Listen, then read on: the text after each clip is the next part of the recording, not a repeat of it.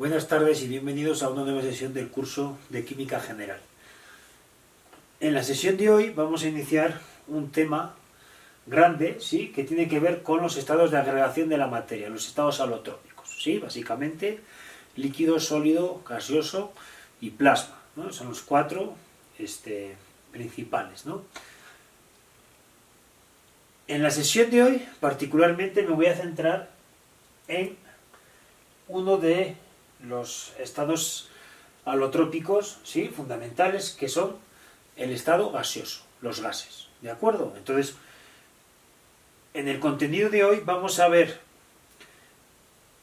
las leyes fundamentales que gobiernan el comportamiento de los gases, ¿sí?, una ley integrada, y luego vamos a particularizar en algunos ejemplos y en algunos ejercicios para que con esta información luego puedan abordar la actividad de los problemas, ¿de acuerdo? Bien. Entonces, vamos a comenzar con los gases. Fíjense. Dice que la palabra gas se emplea para designar una sustancia que es totalmente gaseosa a la temperatura y presión ordinaria. Primero hay que aclarar, ¿sí?, por qué se denomina presión ordinaria. Bien, en el curso de química creo que es pertinente simplemente pues avisarles de que la mayoría de los problemas que vamos a hacer se van a realizar a presión ordinaria, que básicamente habla de 25 grados centígrados y una atmósfera de presión, ¿sí? Bueno, simplemente para que consideremos que las reacciones químicas que vamos a estudiar asociadas a los gases, vamos a considerar que están produciéndose a temperatura ambiente, ¿de acuerdo?, que oscila en estas condiciones. Veremos que, lógicamente, se pueden calcular para otras condiciones, ¿sí? Simplemente les indico que muchas veces se teoriza basando en unas condiciones, en este caso, condiciones ordinarias. Y por otro lado veíamos que eran las condiciones estándar, no eran 25 grados de temperatura, eran 0 grados, ¿de acuerdo? Bueno, simplemente. Otro elemento interesante, fíjense, cuando se habla de vapor, en realidad no uno se está refiriendo exactamente al gas, sino se está refiriendo al proceso que permite explicar el tránsito de un estado alotrópico, que puede ser sólido o líquido, a gas, ¿de acuerdo? Entonces, para referirnos a vapor podemos circunscribirlo a aquel proceso en el cual una sustancia se está evaporando y está transitando, ¿sí?, de un estado sólido o líquido a un estado gaseoso a una temperatura que llamamos ordinaria, ¿de acuerdo? Lógicamente puede oscilar, y veremos que hay temperaturas, hay tablas de temperaturas que nos informan de cuál es el valor que tiene que tener este dato para que un material, ¿sí?, transite de un estado líquido o sólido a un estado gaseoso, ¿de acuerdo? Bien, fíjense.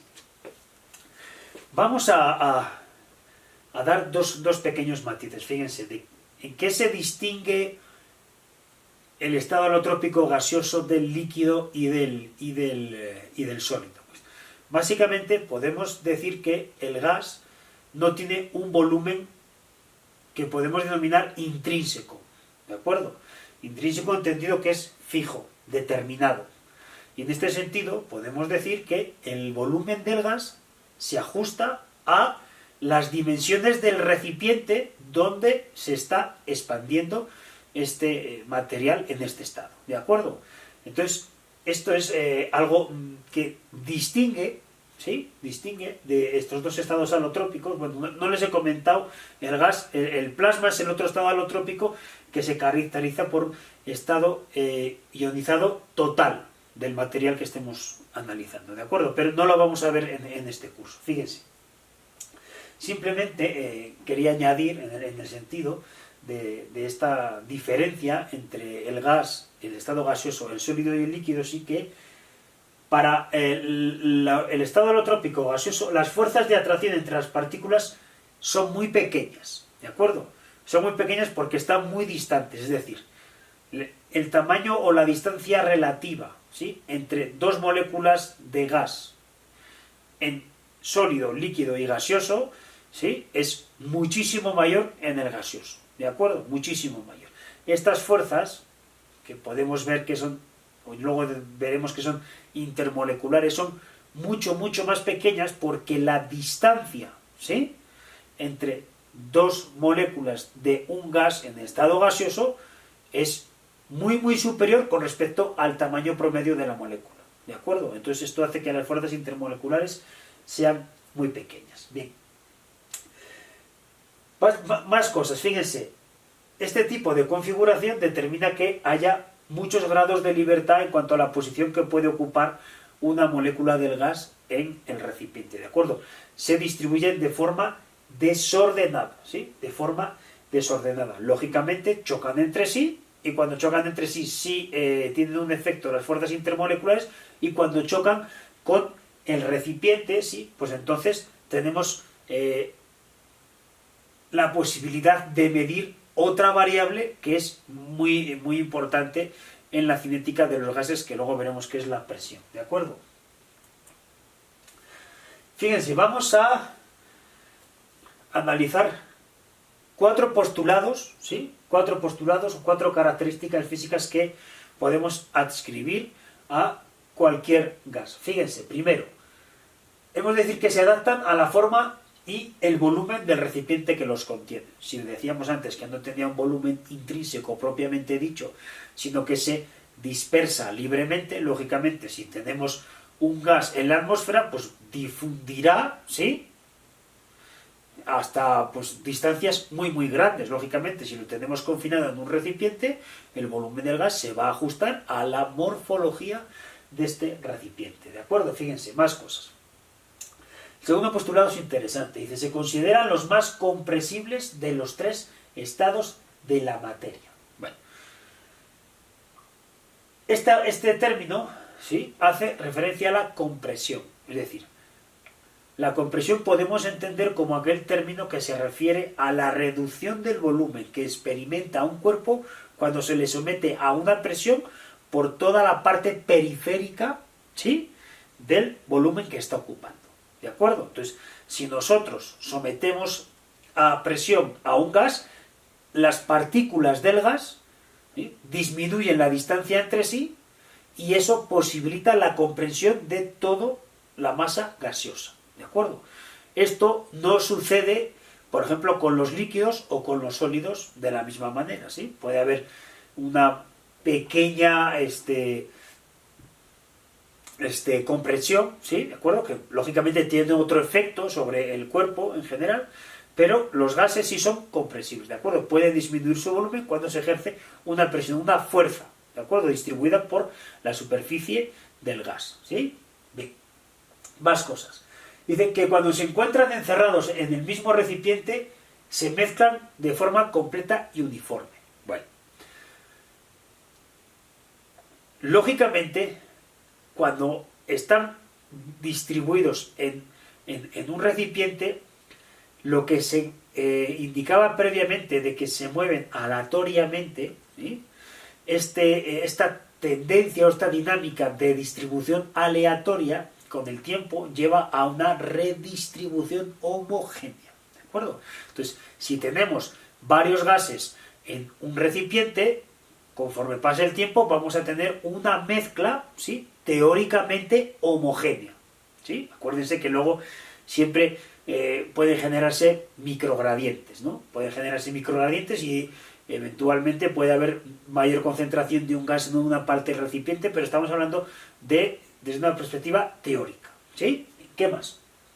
Fíjense, dice que poseen densidades mucho más bajas que sólidos y líquidos. Bueno, la densidad baja, precisamente, se deriva de la distancia tan grande que hay entre las moléculas del gas. Acuérdense que la densidad es una magnitud que nos permite ligar la cantidad de gramos, ¿sí?, con respecto a un volumen, ¿sí? Entonces, si tengo una distancia muy grande entre moléculas, ¿de acuerdo?, la cantidad de gramos que habrá por unidad de volumen será mucho menor. Entonces eso nos deriva en que haya densidades más bajas si lo comparamos con cuerpos en estado sólido o en estado líquido, ¿de acuerdo?, donde la densidad de moléculas es mucho mayor, puesto que la distancia entre moléculas es mucho menor, ¿de acuerdo? Fíjense, En la siguiente parte de la diapositiva se hace una distinción interesante que es entre gases ideales y gases no ideales o reales. ¿De acuerdo? Fíjense. Voy a leer un poco la definición y vamos a dar una explicación en este sentido. Dice que para definir un patrón de gas que sirva para establecer reglas de comportamiento se crea el concepto de gas ideal. Fíjense. Para definir un patrón de gas que sirva para establecer reglas de comportamiento se crea el concepto de gas ideal. Bien. Esta manera de operar se hace con relativa frecuencia en ciencia, es decir, se establece un marco teórico ideal basado en los postulados que matemáticamente son comprobables, ¿sí? Y en base a, digamos, ese marco de referencia teórico que es ideal, entonces establecemos un criterio comparativo entre lo ideal y lo real, ¿de acuerdo? Fíjense. Una vez que nos referimos al concepto de gas ideal, podemos concretar en que es el gas hipotético constituido por un conjunto de átomos y moléculas que se mueven libremente sin interacciones. Bueno, ¿a qué nos referimos sin interacciones? No es que no haya interacciones, sino que estas interacciones no involucran reacciones químicas, no involucran destrucción de moléculas para generar otras moléculas, ¿de acuerdo? Interactúan entre sí y se intercambian otro tipo de elementos. Por ejemplo, puede haber más o menos energía cinética, pero no hay reacción química, ¿sí? Fíjense. Desde el punto de vista de las características que debemos identificar en los gases ideales, vamos a enumerarlas de la A a la B.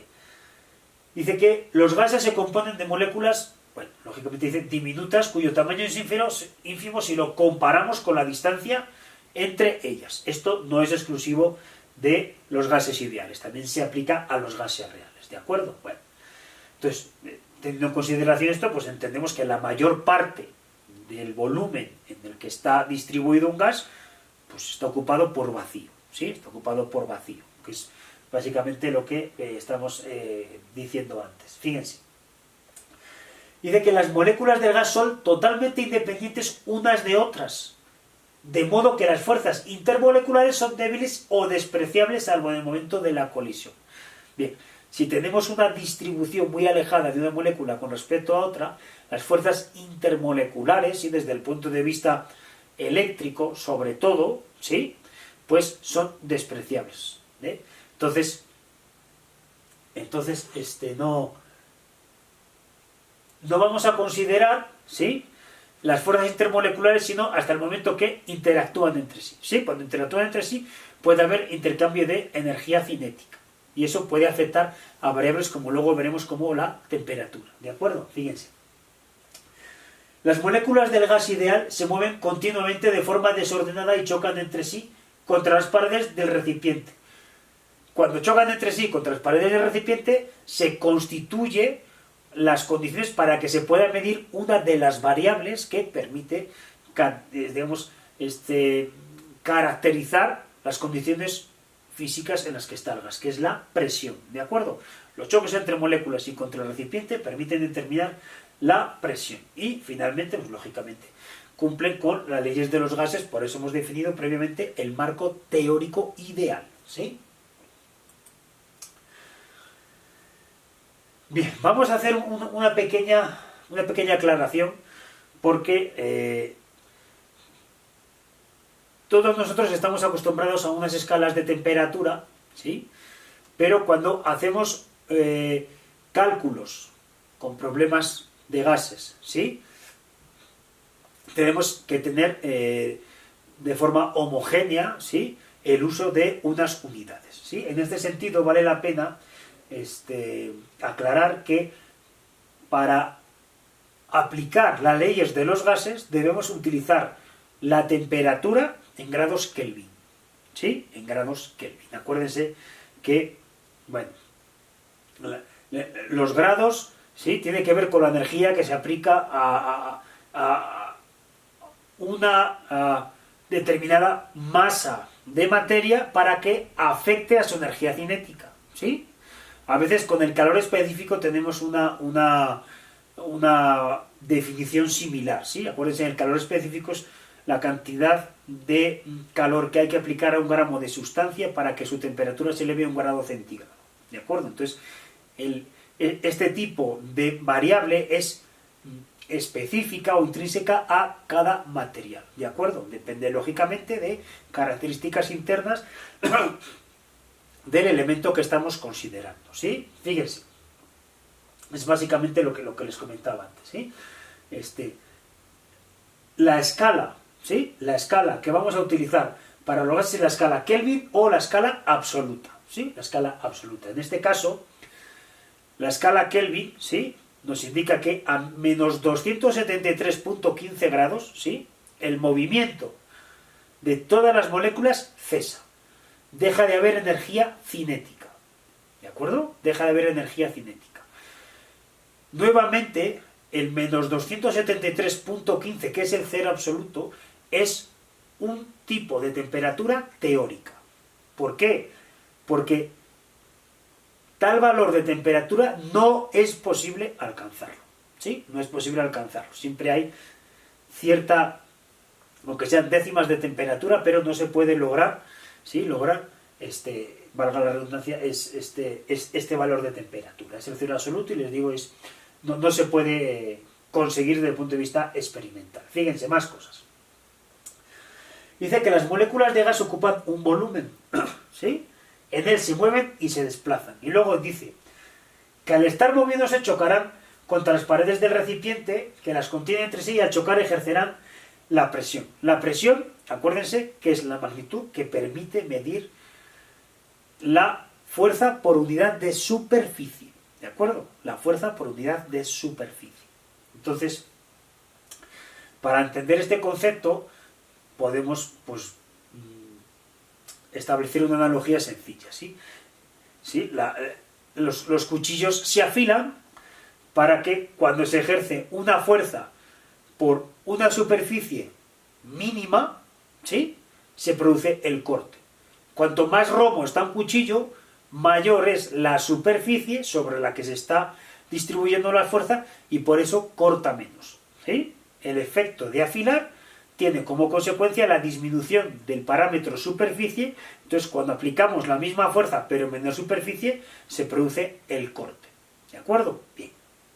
Simplemente les indico que la presión va a ser una variable que vamos a estar continuamente aludiendo a ella en la teoría de los gases. Y hay varias unidades en las que se puede medir la presión, ¿de acuerdo? En el cuadro de abajo tenemos esta serie de equivalencias que vale la pena que la consideremos porque luego no lo podemos encontrar en los problemas. Entonces, una atmósfera es lo mismo que 760 milímetros de mercurio, que 760 torr, ¿sí? Que ese valor de pascales, bares, ¿sí? ¿De acuerdo? Hay varios tipos de unidades para referirse. En este caso son las condiciones ordinarias, ¿sí? Condiciones ordinarias, que es en este caso una atmósfera. Bien. Bueno, vamos a dar también algunas aclaraciones que nos van a servir para podernos aproximar a las expresiones matemáticas de la ley de los gases. ¿Sí? Bueno, todos los gases, independientemente de su naturaleza química o del tamaño de su molécula, responden a unas leyes muy sencillas. Vamos a centrarnos en 3 o 4, ¿sí? La ley de Boyle, la ley de Gay-Lussac y la ecuación de estado de los gases. Y luego una combinada, ¿sí? Vamos a tener en consideración una serie de variables que vamos a ir analizando a continuación. Simplemente se las adelanto, que es presión, volumen, temperatura y número de moles, cantidad de gases, ¿de acuerdo? La primera es la ley de Boyle-Mariotte. Fíjense lo que nos dice esta ley. Dice que siempre que la masa y la temperatura de un gas se mantienen constantes, masa y temperatura, N y la temperatura, el volumen es inversamente proporcional a la presión absoluta. Fíjense, la expresión matemática relaciona el volumen con este símbolo de proporcionalidad con 1 partido por la presión. Entonces, ¿a qué nos lleva esto? Si la presión aumenta, ¿sí?, entonces el volumen disminuye. Si vemos a la expresión matemática, cuanto mayor es el denominador, ¿sí?, más pequeño se hace el volumen. Por el contrario, si la presión disminuye, cuando la presión tiende a cero, entonces el volumen aumenta. ¿De acuerdo? Tiene sentido porque tiene que ver con el proceso de compresión. ¿Sí?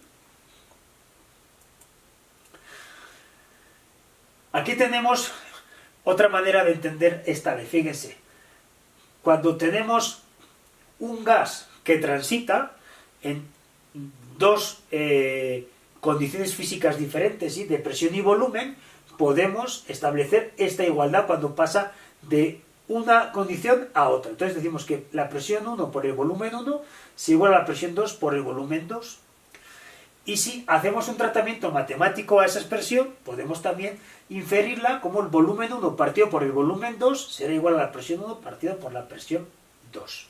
¿Sí? Entonces, tenemos que entender que, por ejemplo, una aplicación común de esta ley, ¿sí?, consiste en predecir en qué forma afectará el volumen de un gas por un cambio de presión, o cómo impactará la presión ejercida por un gas mediante un cambio de volumen. ¿Sí? Vamos a ver más adelante, les voy a poner un pequeño vídeo de ejercicios sobre esta ley, para que la apliquen, ¿de acuerdo? Fíjense, la siguiente ley es la ley de Gay-Lussac. Y en este caso, fíjense cómo enuncia Gay-Lussac esta ley. Dice que a presión constante, ¿sí?, el volumen de una misma masa de gas es directamente proporcional a la temperatura absoluta. A presión constante, el volumen de una misma masa de gas es directamente proporcional a la temperatura absoluta. Fíjense cómo lo escribe matemáticamente. El volumen 1 partido por el volumen 2 será proporcional a la temperatura 1 partido por la temperatura 2. ¿Sí? Antes veíamos... ¿sí?, que presión por volumen 1 es presión 2 por volumen 2. A continuación, ¿sí?, es volumen 1, volumen 2 lo relaciona con la temperatura. Esta es la ley de Gay-Lussac. ¿De acuerdo? Fíjense, simplemente les hace esta aclaración. Dice que si calentamos un gas, manteniendo constante la presión, se observa que el volumen del gas incrementa al incrementar la temperatura. ¿Cómo podemos explicar, sí, que a presión constante se incremente el volumen con la temperatura? Porque la temperatura lo que hace es incrementar la energía cinética, ¿de acuerdo? La energía cinética del sistema tiende a disiparse incrementando el volumen, ¿de acuerdo? Por eso se incrementa. Entonces, fíjense, considerando esto, ¿qué es lo que postuló Gay-Lussac? Dice, la presión del gas es directamente proporcional a la temperatura y por lo tanto, si la temperatura aumenta, la presión del gas aumenta. ¿Sí? Si la temperatura disminuye, la presión del gas disminuye. Si la temperatura aumenta, la presión del gas aumenta porque hay mayor cantidad de energía cinética, mayor cantidad de choques y por lo tanto, ¿sí?, mayor es la fuerza por unidad de superficie. ¿De acuerdo? Que habría que aplicar para comprimir otra vez el gas. ¿De acuerdo? Por el contrario, si la temperatura disminuye, entonces la presión del gas disminuye. ¿Sí? Aclaración, dice, si el volumen de un gas permanece constante para cierta masa del mismo, su presión absoluta varía directamente proporcional a la temperatura. ¿Sí? Bien, la que no hemos visto, que es la ley de Avogadro, que lo que hace es relaciona la proporcionalidad del volumen con el número de moles. Y esto ya lo habíamos visto, acuérdense que Avogadro postula que cualquier gas ideal ocupa 22.4 litros por mol del gas. ¿Sí? Esta es básicamente la aclaración que los hace. Fíjense, si estas tres leyes, la de Boyle-Marius, Gay-Lussac y Avogadro, las conjuntamos en una, ¿qué es lo que tenemos? Sí, dice que si estas tres leyes las combinamos, tenemos la ecuación de estado de los gases ideales. En este caso, tenemos que la presión por el volumen es igual a nRT. ¿Sí? Todas las variables las conocemos. Presión por volumen es igual al número de moles por R por T. Ahora, la T es la temperatura. ¿Qué es la R? Fíjense, la R es una constante de proporcionalidad que engloba las tres anteriores. Son constantes que están presentes en estas tres leyes, que se conoce como constante universal de los gases, y que es una variable que es independiente de la presión, temperatura y número de moles. ¿De acuerdo? Bien. Simplemente considerar que a efectos de hacer los problemas vamos a mantener siempre el valor de R como 0.082. ¿sí? Considerando que las atmósferas, la presión se van a medir en atmósferas, el volumen en litros, el LN, pues el número de moles, y la temperatura en grados Kelvin, ¿de acuerdo? En grados Kelvin. Entonces será 0.082 atmósfera litro, mol Kelvin, no atmósfera litro, mol Kelvin, mol a la menos 1, Kelvin a la menos 1, ¿de acuerdo? Bueno, aquí tienen el resultado, ¿sí?, de conjuntar las tres leyes y finalmente, ¿sí?, vuelve a confirmarse que un mol de cualquier gas ideal ocupa 22.4 litros, ¿sí? Y también haremos un vídeo de ejercicios para que puedan verificar esto.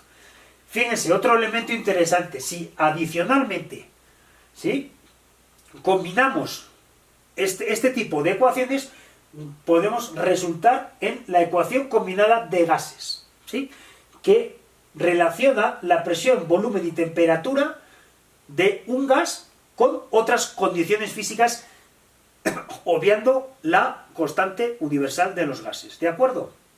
Esto es interesante, porque nos permite calcular, ¿sí?, cuáles son las diferentes condiciones de presión, volumen y temperatura cuando cambian de unas condiciones físicas a otras, ¿sí? En este caso pues tenemos las condiciones 1 y las condiciones 2, y en base a esta expresión matemática, considerando las condiciones de aquí, podemos obtener las condiciones allá, ¿sí? Bien, en este cuadro me gustaría que lo revisaran, ¿sí? Lo que podemos ver son todas las expresiones matemáticas que tendrán que considerar para resolver los problemas, ¿sí? Lógicamente todas estas expresiones van a poder tenerlas en el examen, porque yo no les voy a pedir que memoricen este tipo de leyes. Lo que sí quiero es que lo entiendan y lo van a necesitar para poder plantear adecuadamente los problemas, ¿sí? Ley de Boyle, de Charles, de Illusac, Avogadro, la ley de los gases ideales y la ecuación combinada de los gases, que deja fuera el número de moles y la ley y la constante de los gases ideales, ¿de acuerdo? Bueno, entonces hasta aquí queda el vídeo de los gases y posteriormente subiré vídeos de ejercicios para resolver cada uno de los problemas asociados a las 5 leyes que acabamos de ver.